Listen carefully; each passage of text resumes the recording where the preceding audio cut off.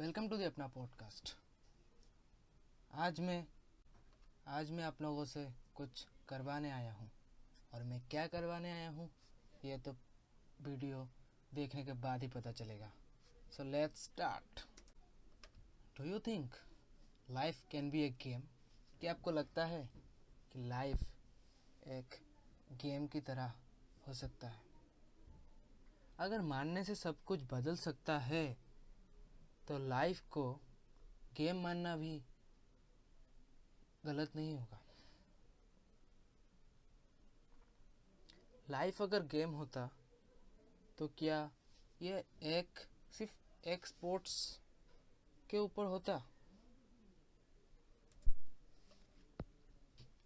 Life एक ऐसी चीज़ है जिसको आप अगर फन वे से जीना चाहते हो तो आपको इसे एक तरीके से जीना बहुत ज़रूरी है।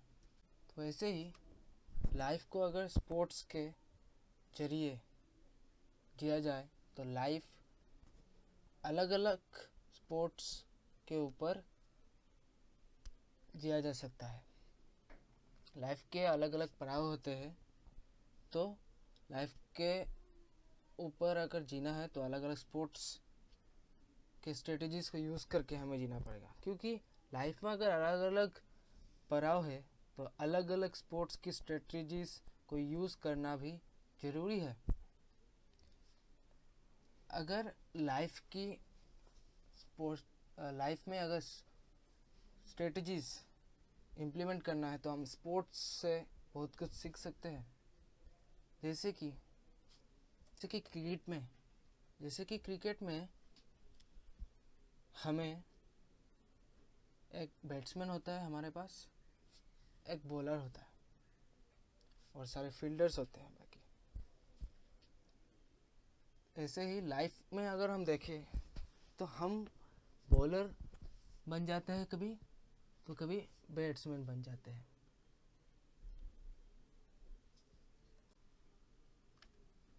तो अगर आपको लाइफ के किसी चीज़ सिचुएशंस में जीतना है तो क्रिकेट के जैसा ही आपको भी बड़े से बड़ा टारगेट सेट करना ही पड़ेगा और वैसे ही आपको अपना टारगेट डिफेंड भी करना पड़ेगा।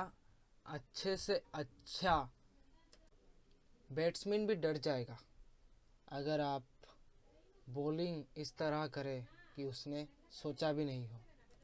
मुझे लगता है लाइफ अगर एक क्रिकेट होता तो मेरा लाइफ टेस्ट मैच होता, क्योंकि मेरा लाइफ में मुझे डिफेंड करते करते करते करते एक बॉल मिलता है जिसको मैं सिक्सर मार सकता हूँ। यस, मैं हर बॉल में रन लेता हूँ, लेकिन मैं उस बॉल के लिए हमेशा वेट करता हूँ जिस बॉल में मैं बड़े से बड़ा सिक्सर मार सकूँ। ज़िंदगी में अगर अलग कोई सिचुएशन आए तो उसका कुछ पहला समय आपको पॉज करके रहना ही पड़ेगा, क्योंकि अगर ज़िंदगी के अलग सिचुएशन में का पहला जो समय रहेगा, अगर आपका सिचुएशन बड़ा है, 1 महीना के लिए कुछ आपके साथ ऐसा हो रहा है, तो आपको पहला ओवर 2 weeks जैसा मानना पड़ेगा। अगर आप इस 2 weeks में आउट नहीं हुए, अगर आपको इस 2 weeks में किसी ने तोड़ नहीं पाया, तो इस 2 weeks के बाद आप ऐसा खिलाड़ी बन जाओगे कि जैसा भी सिचुएशन आए आप उससे लड़ जरूर पाओगे। अगर लाइफ में आपको आगे बढ़ना है, लाइफ में आपको कुछ खुद से करना है, तो आपको टीम बिल्डिंग का स्किल आना बहुत ज़रूरी है। टीम बिल्डिंग का स्किल हम लोग कहाँ से सीख सकते हैं? फुटबॉल से। फुटबॉल एक टीम गेम है। हमें देखने को तो मिलता है कि स्ट्राइकर ही बॉल को किक मारता है और वो गोल पोस्ट में जाता है और हमें एक पॉइंट मिलता है, लेकिन पूरा टीम एक गोल के लिए रिस्पॉन्सिबल होता है। वैसे ही अगर गोल ना लगे तो भी पूरा टीम ही रिस्पॉन्सिबल होगा। आपको अपने साथी खिलाड़ी को ऐसे खेल में साथ देना होगा कि वो अगर आपके साथ किसी चीज़ को बिल्ड कर रहा है और उसमें मुश्किलात आ रहा है तो वो उसको पता हो कि उसके साथ दोस्त है, उसके साथ हर कोई है जो उसको सपोर्ट करने वाला है। अगर वो आज फेल भी हो जाए तो आज इसलिए नहीं खेल रहा है कि आज वो सक्सेस या फेल हो रहा है, वो आज इसलिए खेल रहा है कि उसको इस टीम को ग्रो करना है। रोनाल्डो को तो सब मालूम होता है, रोनाल्डो को सब पहचानते हैं। रोनाल्डो जब इतने अच्छे नहीं थे तब वो एक नए टीम में जाने के बाद उसके साथी खिलाड़ी ने उसको हार्ड फाइट दिया था। उसके साथी खिलाड़ी ने, सोचो क्यों फाइट दिया था? क्योंकि उन लोगों को पता था कि रोनाल्डो कोई ऑर्डिनरी प्लेयर नहीं है, ये एक लॉन्ग टर्म प्लेयर है जो हमारे टीम को एक ऐसी जगह में ले जाएगा जिसके बारे में किसी ने सोचा ही नहीं था। रोनाल्डो ने भी शांत रह के अपने सीनियर्स से जो भी डांट हो, टफ फाइट हो, उससे लड़ के अपनी टीम के लिए खेला है। सो अगर आपको टीम बिल्ड करना है तो फुटबॉल से आप बहुत कुछ सीख सकते हैं। लाइव आपको हर बार गिराएगा, लेकिन उसके आँख में आँख डाल के आपको ऐसा खड़ा होना है कि वो नेक्स्ट टाइम गिराने में डर जाएगा।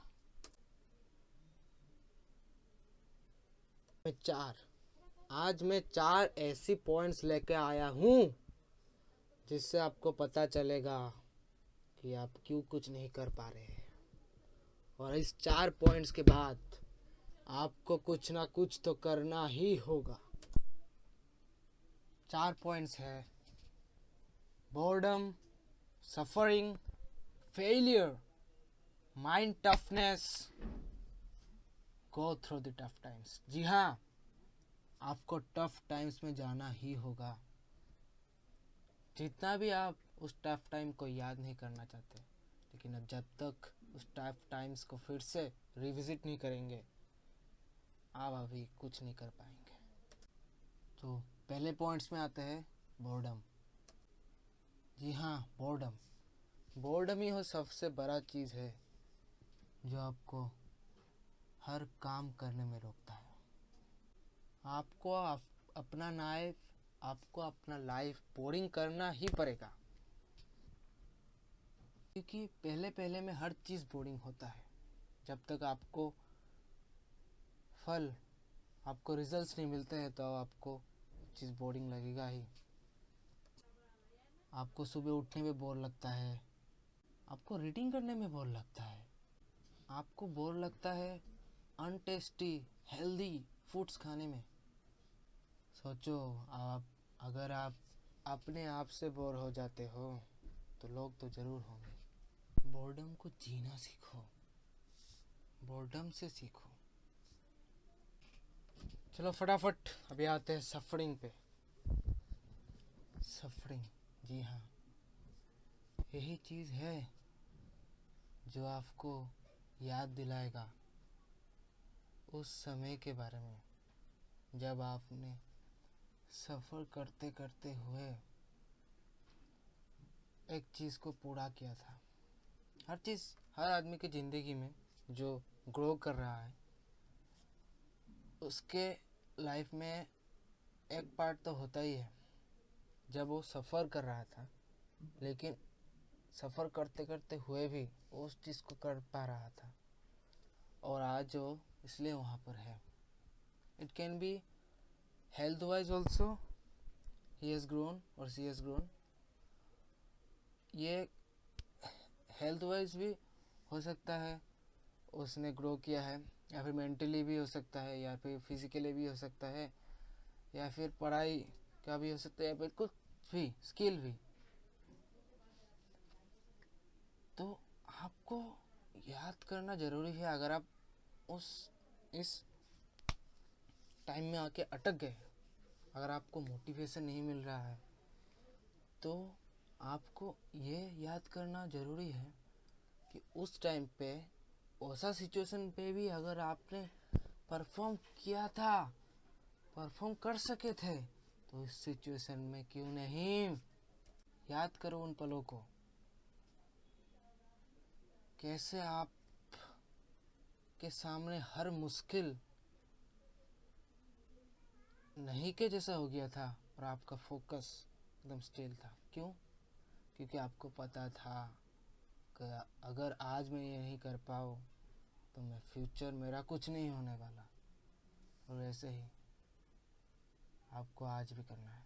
आपको लग रहा होगा कि लाइफ तो नॉर्मली चल रही है, लेकिन ये भी एक सफरिंग ही है। आपका डाइट ठीक नहीं है, आप जो करना चाहते हो हर बार वो करके आप ख़त्म नहीं कर पा रहे हो। यस, ये एक सफरिंग ही तो है।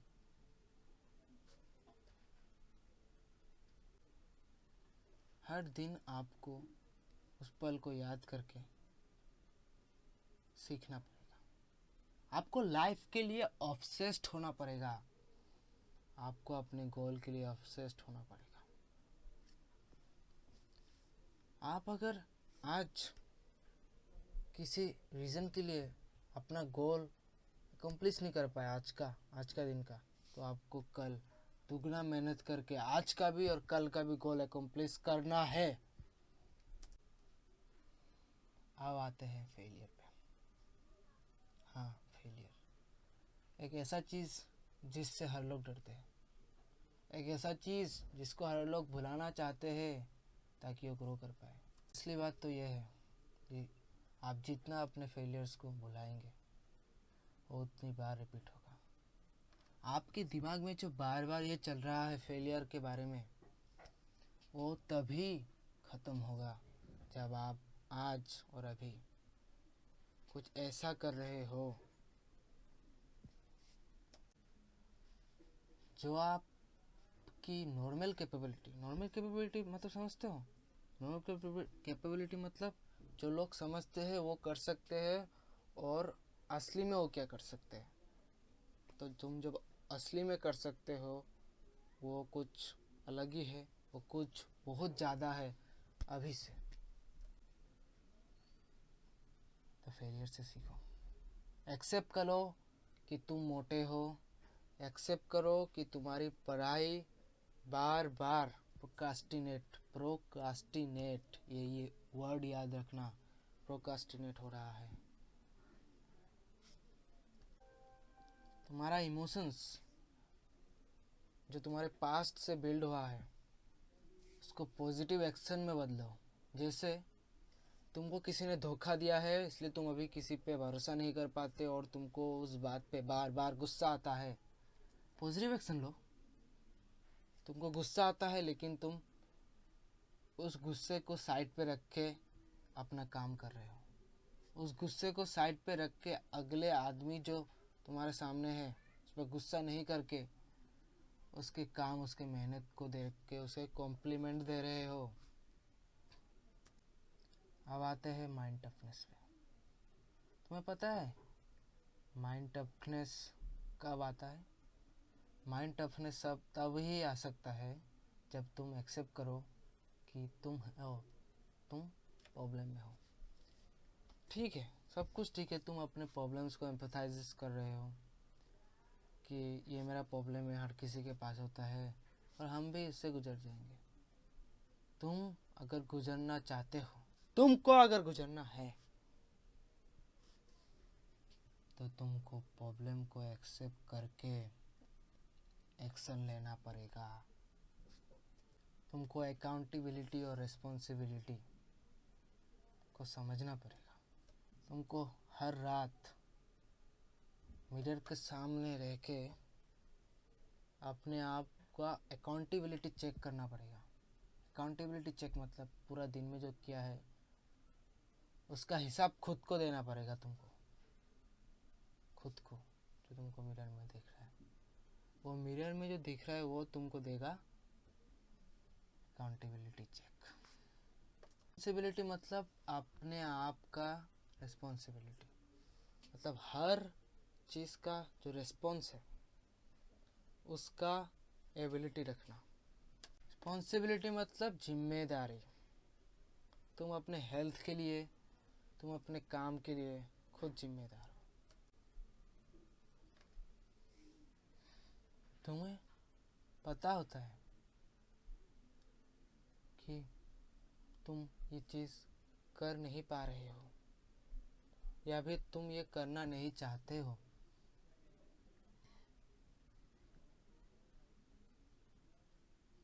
तुम्हें और दूसरा कुछ चीज़ करना है, लेकिन फिर भी तुम बार बार अपने आप को झूठ बोलते रहते हो, फेक एम्पैथी देते हो कि मुझसे नहीं होगा, मुझे कल करना है, मैं भी नहीं कर सकता।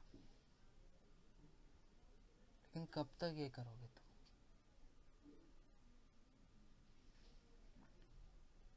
जिंदगी तुमको बोल करना ख़त्म नहीं करने वाली। जिंदगी तुम्हें आउट करना चाहती है और वो आउट करके रहेगी अगर तुम मेंटली टफ नहीं बनोगे। तुम्हें मेंटली टफ बनना पड़ेगा। तुम्हें हर काम को अच्छे से शुरू और अच्छे से फिनिश करना पड़ेगा। तुम हर टाइम नहीं रहने वाले यहाँ पर। तुम्हारे पास ज़िंदगी में फाइनाइट टाइम है। हमें डेथ से डर लगता है, इसलिए इस चीज़ को हम एक्सेप्ट नहीं कर पाते कि हमारे पास फाइनाइट टाइम है। लेकिन ये सच्चाई है, वैसे कोई झुठला नहीं सकता कि हर किसी के पास फाइनाइट टाइम है और हर वो चीज़ करना ज़रूरी है। तो अभी हम आते हैं हमारे आखिरी पॉइंट पर, वो है गो थ्रू द टफ टाइम्स। तुम्हें पता है तुम्हें नींद क्यों नहीं आती? क्योंकि तुम अकाउंटेबिलिटी चेक करो या ना करो, ये रात तुमसे क्वेश्चंस लगातार पूछती रहती है और जब तक आंसर नहीं मिलता ये तुम्हें सोने नहीं देगी।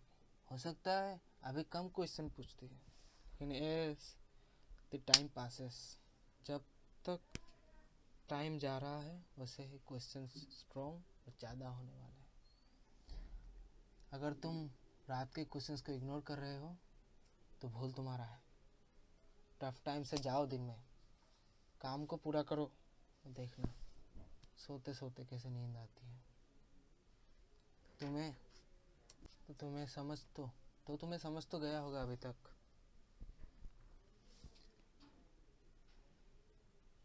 कि मैं जो बोल रहा था, मैं आज तुम्हें कुछ करवाने आया हूँ। तो क्या करवाने आया? तो यही था मेरी आज की बात है। कुछ करना है कि नहीं? अभी भी बैठे हो तो उठो, करो, और जब तक नहीं करोगे तब तक रुकना मत।